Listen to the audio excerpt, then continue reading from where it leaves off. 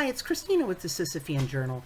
Today is September 16th, and we are looking at the abortion death that wasn't an abortion death. It's actually the shameless exploitation of a bereaved family, all for the profit and political gain of the abortion businesses and the abortion lobby.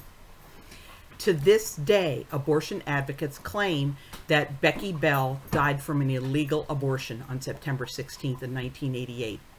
And the abortion advocates schlepped her distraught parents all over the country, using the family tragedy to fight against parental involvement laws, thus endangering other teens, purportedly in the name of protecting them.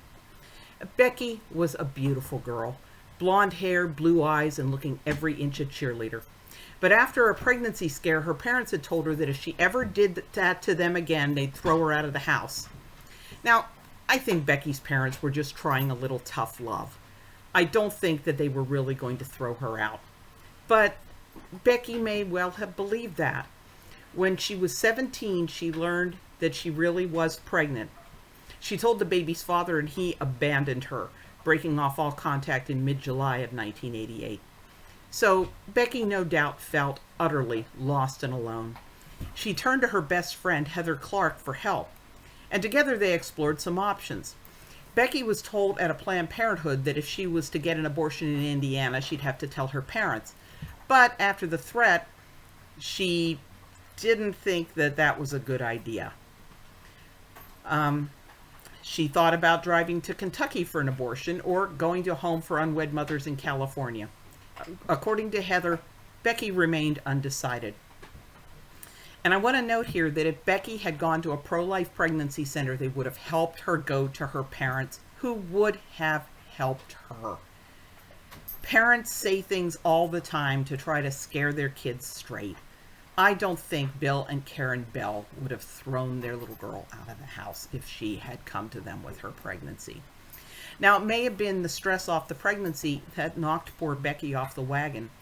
She had been through hospitalization from mid-February to April of 1988 for struggles with substance abuse.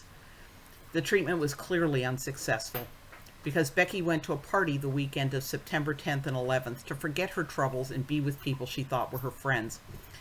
She later couldn't even remember what drugs she did at the party and passed out in her own vomit. And that can't have done her immune system any favors, an immune system that was probably well damaged by her previous substance abuse issues. Now, on September 13th, Becky felt feverish and ill, and she stayed home from school. She seemed to improve, but when her father came home at around noon on September 16th, he found her gravely ill. Her parents rushed her to St. Vincent Hospital in Indianapolis. After the doctors had been working on Becky for a while, they told her mother they weren't sure if they could save the baby. Becky's mother recalled that she told the doctor, "Never mind that baby, save my baby." But by then it was too late. Becky was pronounced dead at 11:29 p.m. Her body was sent for an autopsy performed by Jesse C. Giles with the Forensics Division of the Indiana University School of Medicine. Now, I have abstracted thousands of abortion malpractice cases and over 100 autopsy reports on women and girls who've died of abortion complications. And Becky's autopsy report, which I have also read, clearly showed no signs whatsoever of a post-abortion infection. There was no evidence of inflammation or infection of any kind in her reproductive organs. There were no signs of instrumentation on her uterus or cervix. There was no evidence of septic pregnancy tissue. So what did Becky's autopsy show? Pneumonia, the same strain that killed Muppet creator Jim Henson. For some obscure reason, somebody in the coroner's office put septic abortion on the cover sheet of Becky's autopsy report instead of the pneumonia that actually killed her. Now, desperate to find some meaning in their daughter's death, Bill and Karen latched onto the term septic abortion. Now, perhaps like most laymen, they didn't realize that a miscarriage is a form of abortion, what's called spontaneous abortion. Okay, medically spontaneous abortion doesn't mean you just call up the clinic and say, I want an abortion right now and walk in. It means that your body causes the abortion. But that still leaves the mystery of where the word septic came from, since Becky's reproductive tract was healthy and free of injury or infection. But however the idea arose, Becky's family decided that Becky must have sought an illegal abortion. Abortion advocates caught wind of the story and recruited Bill and Karen as spokesmen against parental involvement laws. And over the years, the story became more and more sanitized. Becky's drug use, the previous pregnancy scare, the fact that her parents had threatened to throw her out of the house all fell aside. In the pro-choice version, Becky was a carefree, happy child who had never given her parents any worries. And Becky had sought the abortion to avoid disappointing her. And they are not consistent in what kind of abortion Becky supposedly died from. Was it attempt to cause a miscarriage with drugs, a criminal abortionist, Becky's own hand wielding a coat hanger? None of which have any evidence to support them.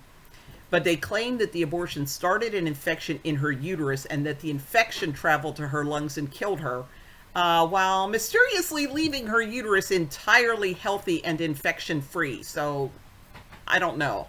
I guess the infection got its security deposit back because it left the uterus so clean. That's what they want us to believe. So the pro-choicers chant she died because of a law. But Becky's death wasn't an abortion death. It was exploited for an entirely unrelated cause. Simply because of 2 words on the cover of a coroner's report and the desperation of an abortion lobby that was losing the lucrative teen market. Her death has been used to promote unsafe abortions for underage girls. And the cheerleaders for abortion ignore the teens who died of secret abortions. Dawn Ravenel was only 13 years old when her mother got a call to come to St. Luke's Hospital that Dawn was fighting for her life after a secret abortion. Dawn lost that fight. Erica Richardson's aunt arranged a secret abortion that left that girl dead from an embolism. Jamie Garcia probably would have survived the complications of her abortion had she not been keeping it a secret and thus delayed medical care until it was too late. Sandra Kaiser went into terrible depression after her clandestine abortion and ended up committing suicide by throwing herself off an overpass into traffic. Tamia Russell was brought for a secret abortion by the sister of the 24-year-old man who had been sexually abusing her. Now, why are these girls' deaths not newsworthy? Because they do not further the pro-abortion narrative.